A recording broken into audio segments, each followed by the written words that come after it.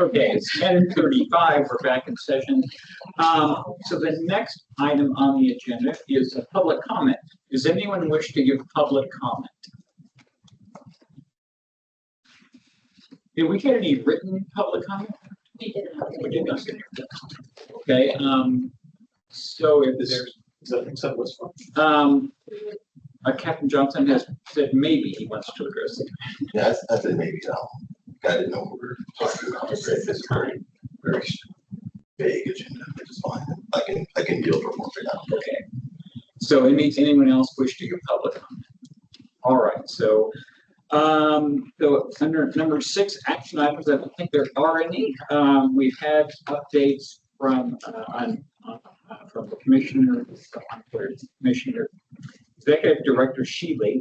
So for under fire and police exam unit updates, Ms. Sade, you want to give an update on police exams? Okay.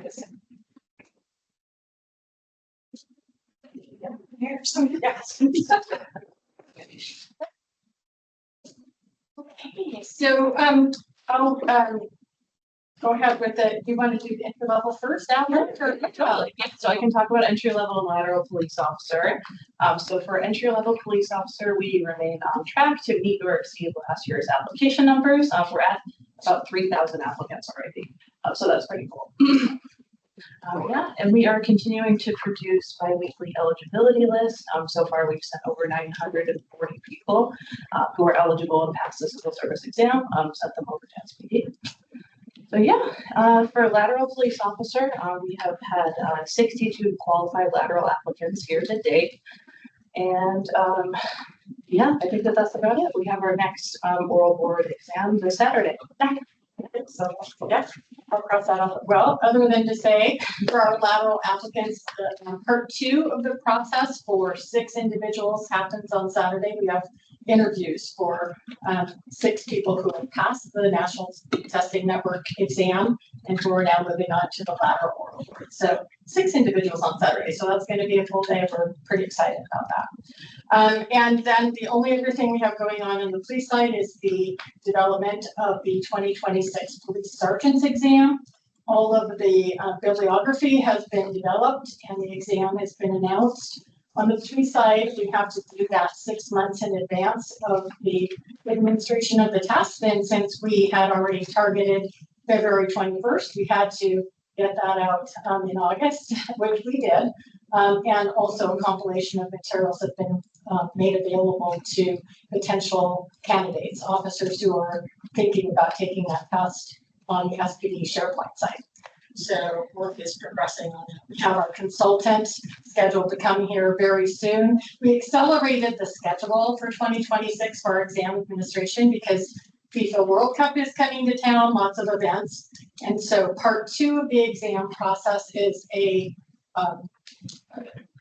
assessment exercises, which would filter into the time frame when FIFA events would be happening if we did it on our normal schedule. And so we were trying to avoid paying $1,000 for hotel rooms for assessors and that kind of thing. So we accelerated our exam schedule such that we are starting it in late February. And so your candidates will be able to come. That's also another thing. Yeah, we want all officers that want to take the test, be able to do so and not be, bogged down with duties related to providing security to the city.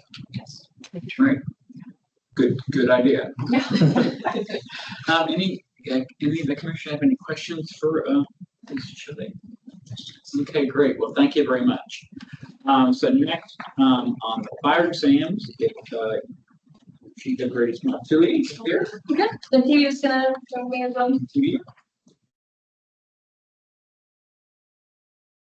Well, first I'll talk a little bit about promotional exams, and then Divya will hop in and talk a bit about our entry-level exams. So as Ms. Shealy said earlier, we just concluded our fireboat engineer exams. We had 2 candidates go through a practical assessment with assessors who come from outside jurisdictions.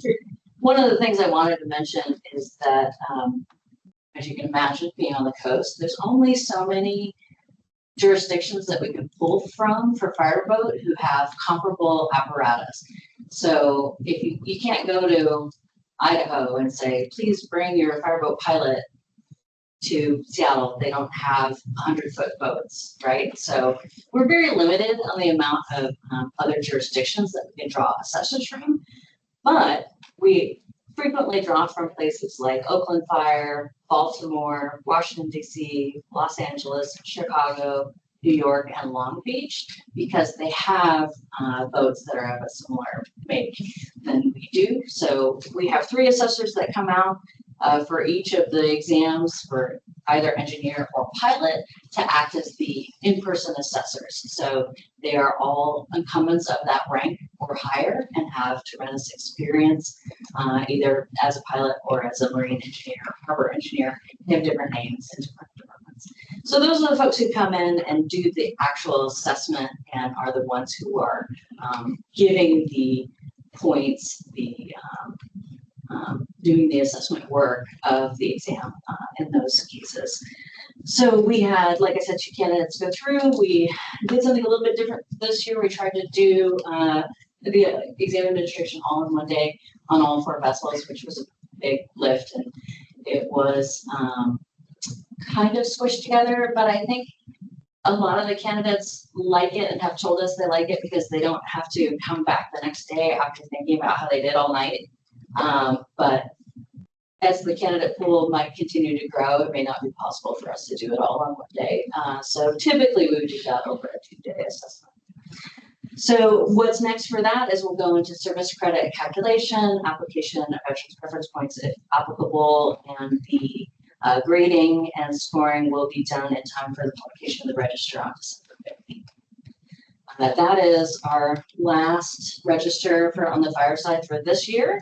And then we're full steam ahead and moving forward into development for our upcoming 2026 promotional exams, which this year are going to be, or next year are going to be fire captain, battalion chief, and fireboat pilot. Fireboat pilot, we usually start development later, like November, December timeframe.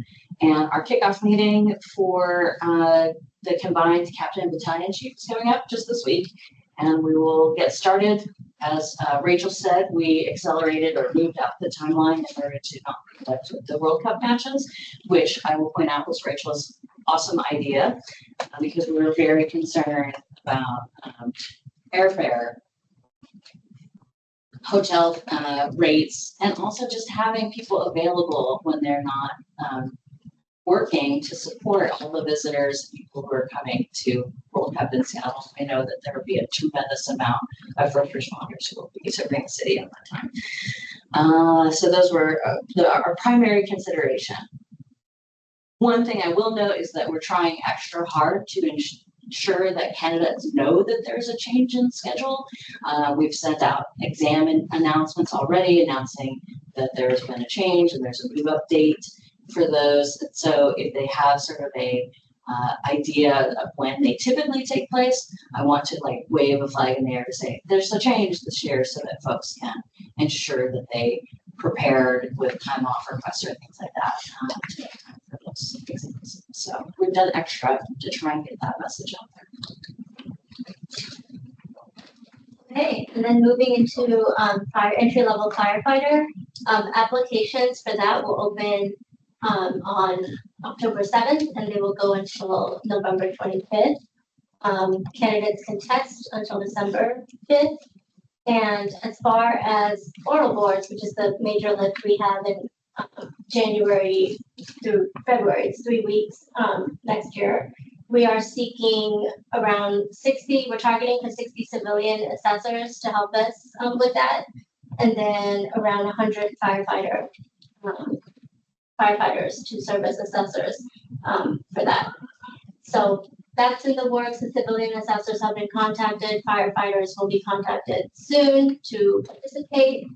And development committee for those oral boards start end of this month, and we'll have about 4 to 5 committee meetings to kind of finalize the oral board content and grading skills and all of that. Great. So, any of the commissioners have any questions? Just one quick question, you mentioned outreach to make sure that it says the fire pilot exam will be affected. Is that right? Actually, the fireboat pilot, the only thing that will be affected is the administration of the practicals will be a tad bit earlier, Okay. but like the written exam we do in-house here, it usually will not have what's going on in the city probably won't have much of an impact, but it's typically in June. And that's the only one that's really going to be affected by. Possibly. Okay. The only question I have is, have you reached out to the officers on those units to make them aware? I don't usually reach out directly to officers of those units. The announcements go to SFDL and they are asked to post the dates, which I've seen them posted at Station 5. So we were there last week. That was the big thing I was hoping, that trickled down to the station. Yes, yes. Perfect. Well, thank you. Absolutely. Okay, any other questions? Great, thank you. So the next item is the fire and police staffing update. This is Mr. McKenzie this evening.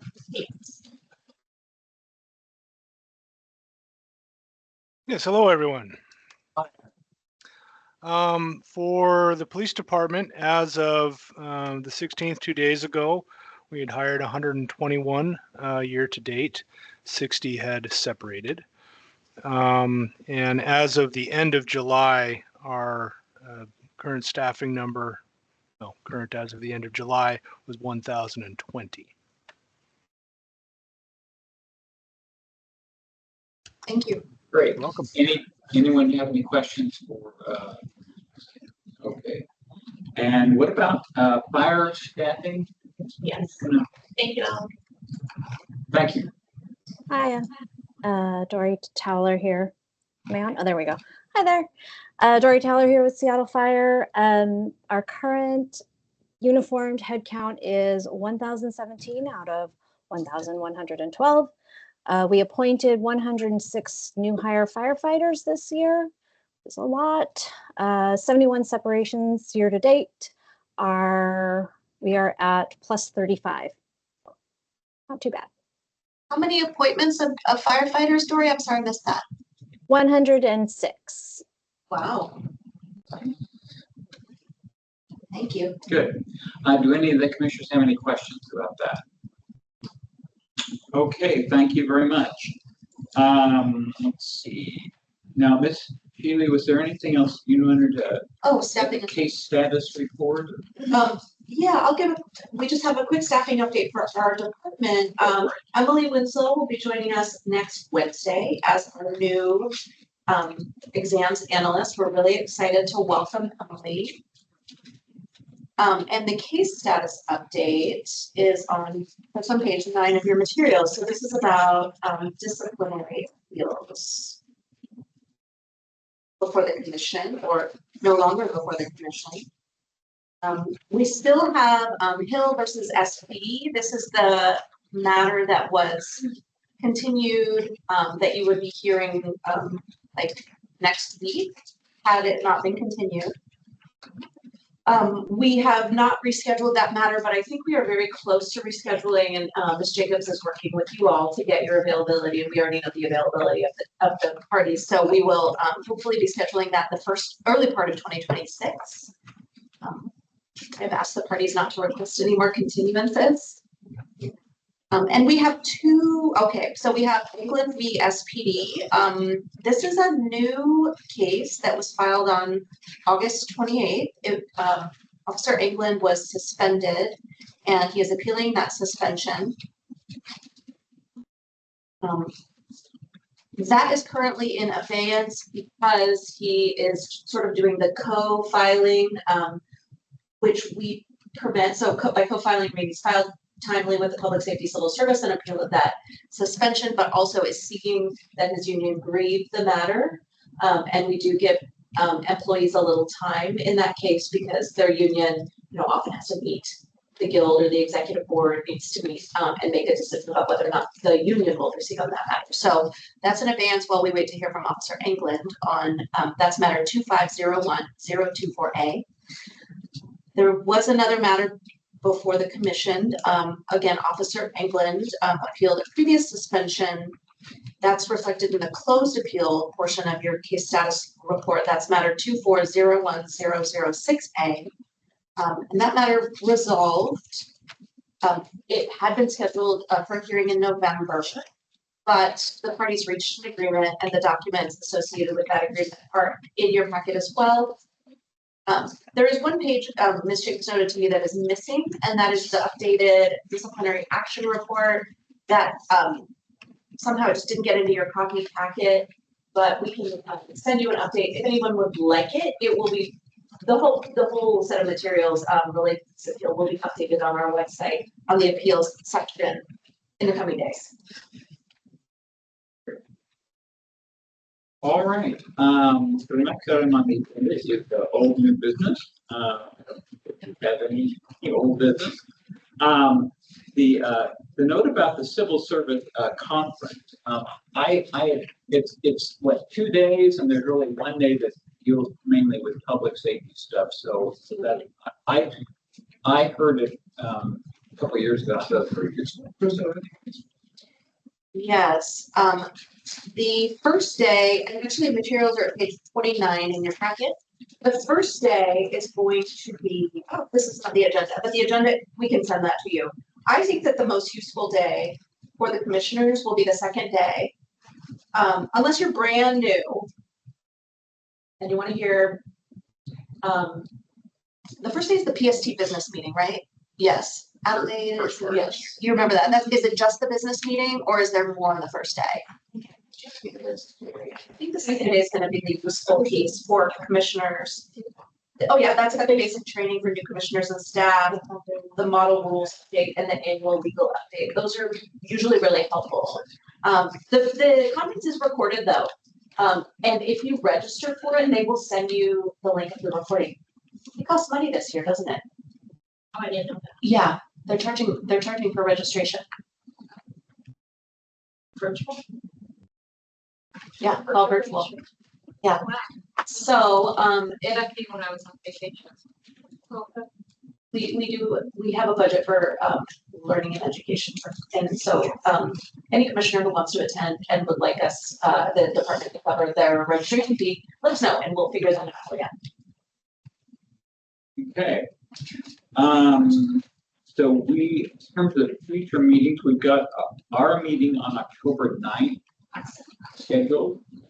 And then there's a joint meeting with the Civil Service Commission on November 20th. That's right.